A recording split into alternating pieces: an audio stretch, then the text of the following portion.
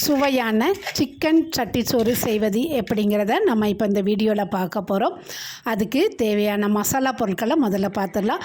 பெருஞ்சீரகம், அன்னாச்சிப்பூ, கசகசா, பட்டை, கிராம்பு, ஏலக்காய் எல்லாத்தையும் எண்ணெய் விடாமல் வறுத்து மிக்சியில் நம்ம பொடி பண்ணி எடுத்து வச்சுக்கிடலாம்.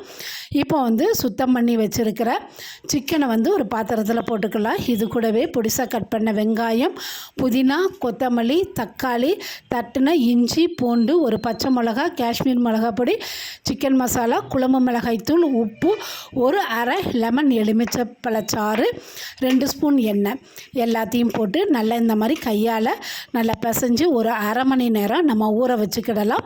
இப்போ ஊற வச்ச சிக்கனை அடுப்பில் வச்சு நம்ம வேக வச்சு எடுத்துக்கிடலாம்.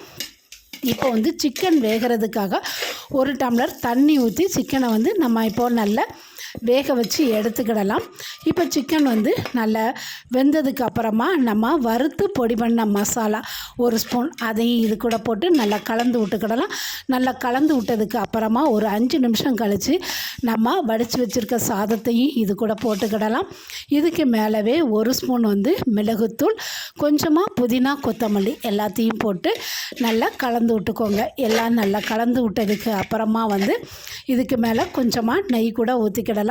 இப்போ நம்மளுடைய சுவையான சிக்கன் சட்டிச்சோறு ரெடி ஆயிட்டுங்க. இது சாப்பிட்றதுக்கு நல்ல அருமையாக இருக்கும். கண்டிப்பாக நீங்களும் இந்த மாதிரி ட்ரை பண்ணி பாருங்கள்.